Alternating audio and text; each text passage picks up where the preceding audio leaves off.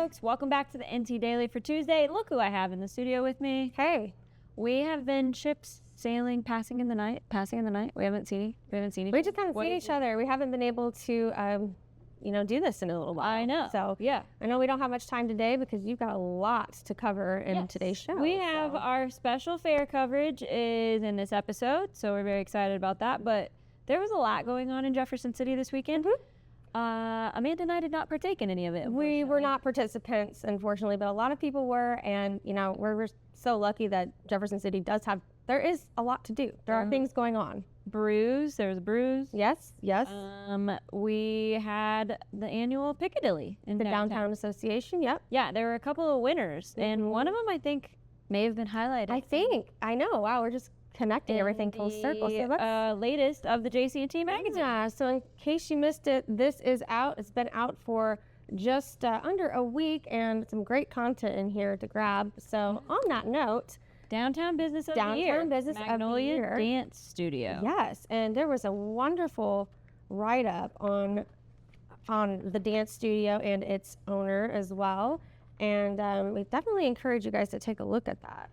Obviously, this was not planned because I would have had it just marked for you guys to check out and see. But we're just winging it like we are just doing that. So Magnolia Dance Studio is located here in downtown Jefferson City on High Street. Nice to shout out to everybody over there. And Lauren Janie, I think I said that right. The owner of Bookshop, etc.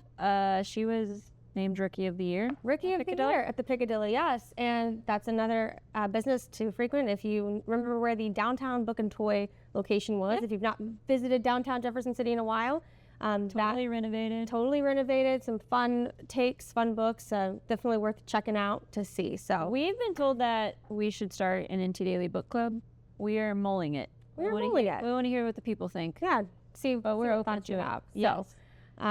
So shout out to them. That's fantastic. And then I know there's the Sam B. Cook Award that they do every year. That went to Sherry Childs, Friends of the Missouri Governor's Mansion. Fantastic. Well, they put on great events. They do. So congratulations to all that to participate there. We have JC&T Magazine has launched a 30 under 30. A 30 under 30. So go nominate those who you think are up and coming, rising leaders. Very exciting. Just to clarify, we do not qualify. We do not qualify. We don't talk about Erin's age on this show. It's not because of our age. Yeah, it's not because of our age that we don't qualify. It's because we're at the, we contribute to the news Tribune. No, it's not. So therefore we can't qualify. So I'm just going to keep you guessing as to why. Well, I'm excited that we're doing this because there's so many young people in the community doing the things, working hard. We have lots of awards in Jefferson. Well, we have similar awards, recognition, which are always great, but it's always established folks. And so if we want people to keep continuing to want to come back to Jeff City.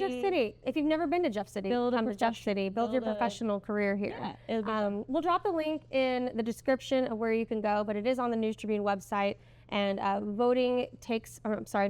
nomination process takes place for a couple of more weeks. I want to say it's September 12th is the deadline. Don't quote me on that exactly, but it's around that time. So go ahead. I don't know. So go ahead and get in there. We're excited to see who you nominate, and it's another great thing that'll be out in the next issue of the magazine. Next up is your state fair coverage. Congratulations again to all the Mid-Missouri FFA and 4-H kids that were down at the fair this week. Super proud of you all. And just a quick shout out again, if you want to send us your back to school photos, we would love to feature and highlight them this week. So we'd love it. Have a good morning, and we will see you soon.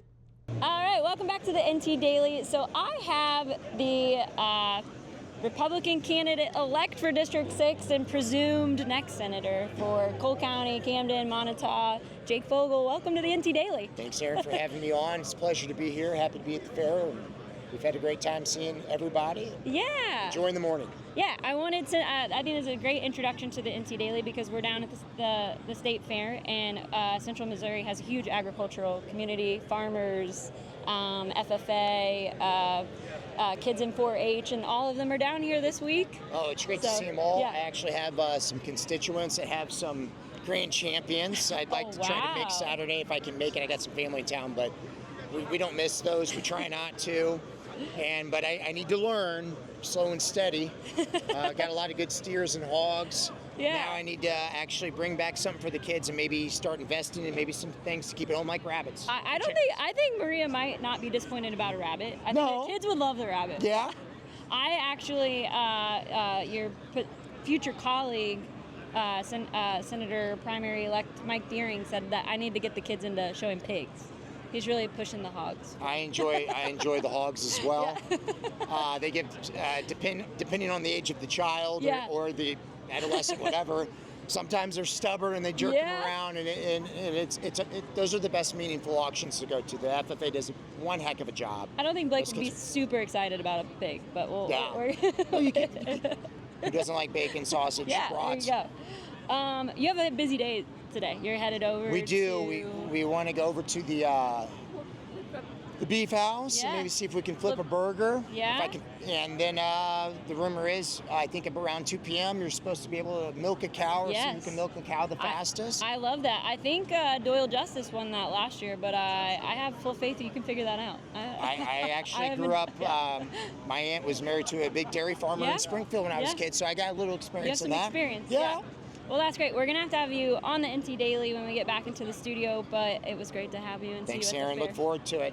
Thank you. See you guys soon. And now a word from some of our sponsors of the NT Daily. If you're looking for advanced heart care close to home, MU Healthcare offers the region's most comprehensive cardiovascular services and is accepting new patients in Columbia and Jefferson City. From preventative heart screenings and diagnostic testing to leading-edge care for complex conditions, you can find the support and expertise you need. Call 573-88-HEART to schedule an appointment today or visit muhealth.org/heart care now to learn more. Hey, News Tribune subscribers, it's Erin Shrimp. We're back at the Missouri State Fair. We are right outside the ham breakfast, and I have the director of the Department of Natural Resources, Kurt Schaefer, with us. Kurt, thank you for... Thanks for having me on. Yes. So, Amendment 1 just passed in Missouri, and the State Fair is really about celebrating Missouri's farmers, agricultural community.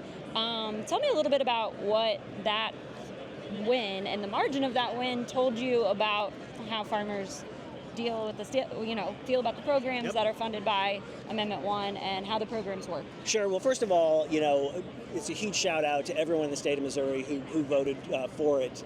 I think the nice thing about having a 10-year sunset on Amendment 1, which is it funds both state parks and the soil and water protection program through the Soil and Water Conservation Commission and their districts in all 114 counties. It really shows, I think, that people know what it is, they support what it is. So, for example, here at the State Fair, you've got a lot of farmers and ranchers as well as the commodity groups, agricultural commodity groups, who work with the department on a regular basis, and a lot of them, know the benefit that money that comes from that tax that goes for preserving water quality and avoiding soil erosion, they know what that's done for Missouri really for the last, since 1984 when this first became an issue in the state of Missouri. And so we're super thankful for everyone who supported it. It was a big one, largest margin that it's ever passed by. And I think that's because when it's up every 10 years, people are used to seeing it, they know what it is, and they support what's done with the money. And so, that generates about $136 million a year right now, and that gets split in half.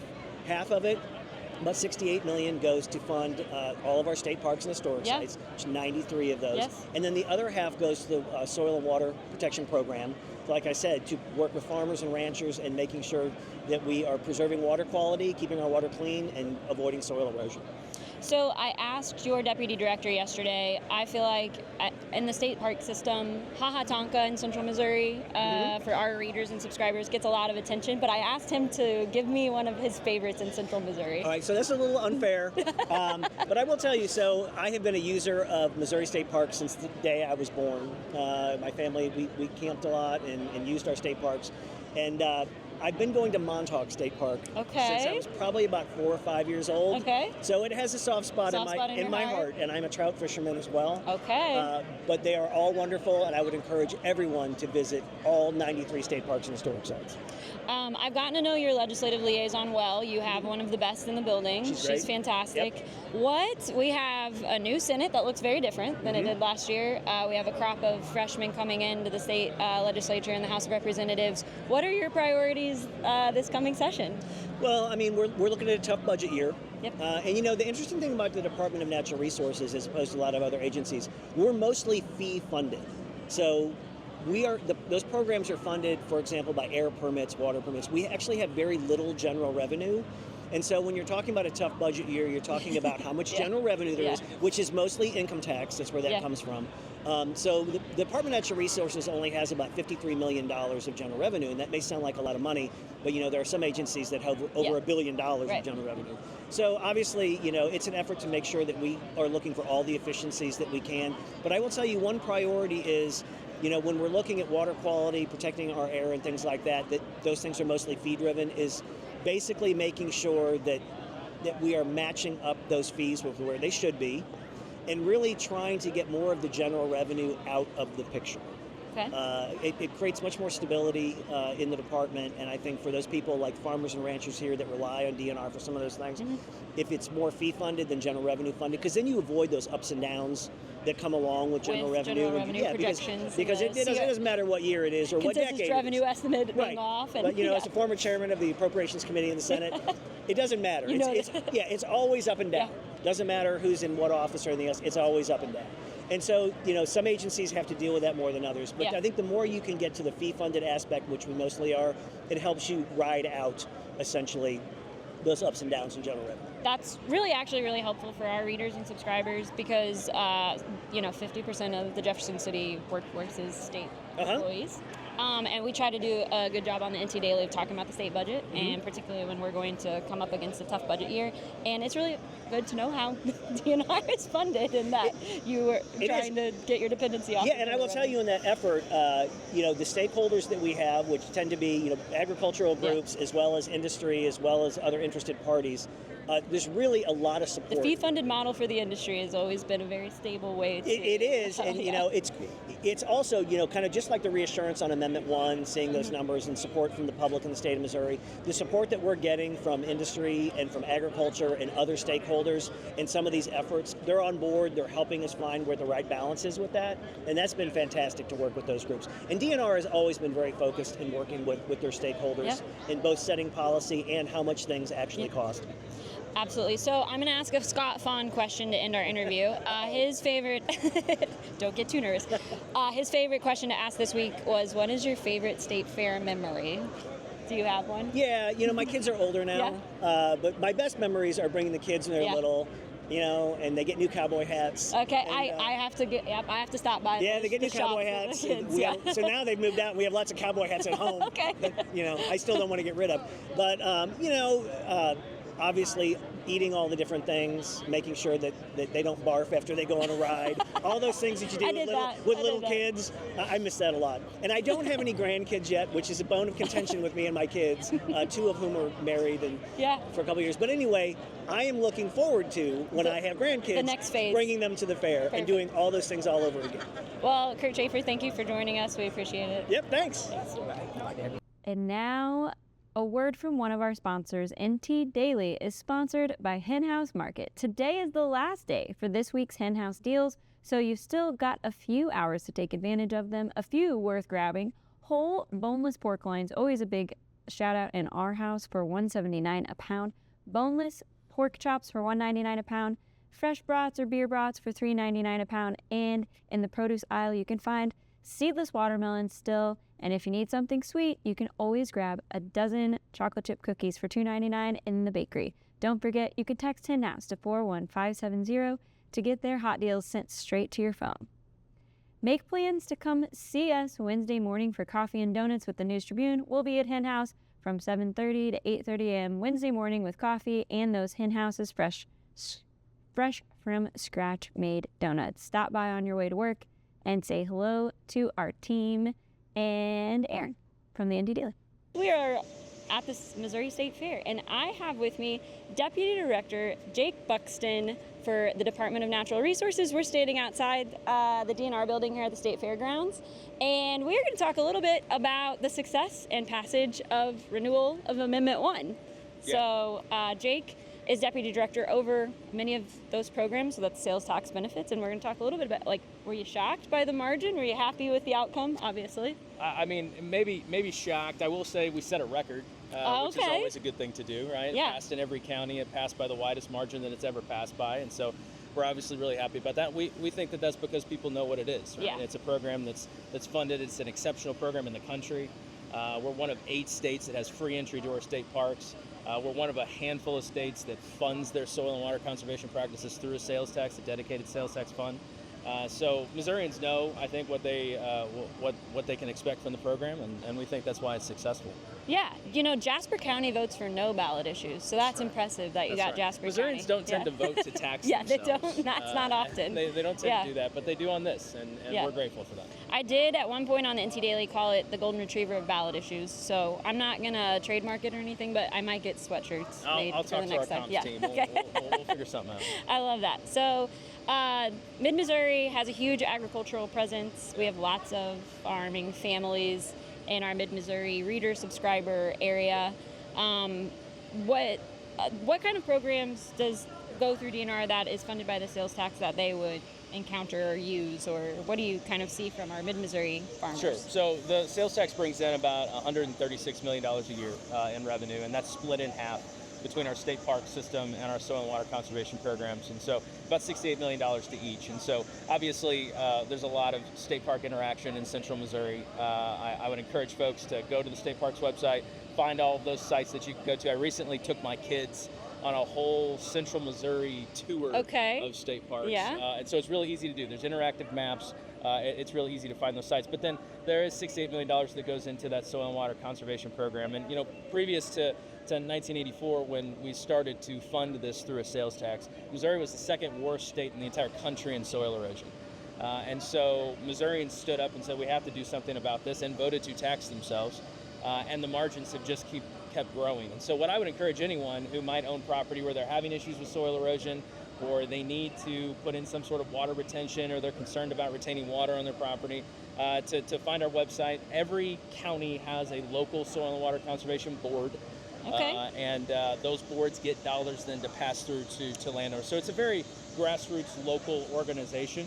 And so I would encourage folks to either connect on their county level with their soil and water district office, or reach out to our program staff in Jeff City. We're happy to get you connected to those folks. But there's all sorts of programs, and I think the vision for the next 10 years, we're really trying to look at how do we make sure we're more resilient in drought, providing cost share to help landowners be more resilient throughout times of drought. And then also, water's a big topic in our state. And so, how can we help both educate but also put in place good water conservation practices on the landscape? So we're looking at all those things. We're looking to expand those programs. It's always the goal. That's awesome. I didn't know that we had local state boards in every county. There we go. New information. We learn something new every day. We try to learn something new every week on the NT Daily, so there you go. That's for this week. Okay. I feel like Tonka gets a lot of visibility as one of the favorite Mid-Missouri state parks. What's another one? So another one that I really like is Clark's Hill, Norton Access. That's outside of Osage City. It's in Cole County. It's the peak, and it overlooks the confluence of the Osage and the Missouri. And the Missouri? River. Okay. And it was actually a historic site because William Clark stood I was going to say, point. But we have his journals that show that he stood on that point and overlooked the confluence of the river. So that's a really cool one. That's a short hike. There's a cool deck. There's a little bit of, like, the trees have grown taller, obviously, since Lewis and Clark's day. But that's a really cool site because there's also Native American burial mounds that can be seen on that hike on top of that ridge. So that's a really cool site. Obviously, up in Boone County, you have Rock Ridge Memorial State Park, Devil's Icebox. The kids love Devil's Icebox. Yes, big fans. Yes. And all but one of my children were big fans. I have a very sad face of a picture of my daughter down in the bottom. But it is great. There's a lot of recreational opportunities at Rock Ridge. Those would be a couple. But again, I will say we have 93 state parks and historic sites. I took a day with my family, and we started in Jeff City, and we made a loop. We wound up in Herman at the Deutschheim historic site. But it's easy to do, and I just went on the website and I made a map. So I'd encourage everybody to do that. I like that. Technically, are the state fairgrounds a state park? Actually, I have no idea. It's not a state park. Just state public facility, but technically not a state park. I was always kind of curious about that.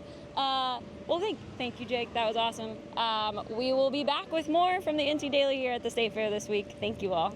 Today's show is also sponsored by Coleman Appliance. They're family-owned, locally rooted with more than 70 years of combined experience on their sales floor. So when you walk into their 4,000 square foot showroom, you're talking to people who actually know appliances.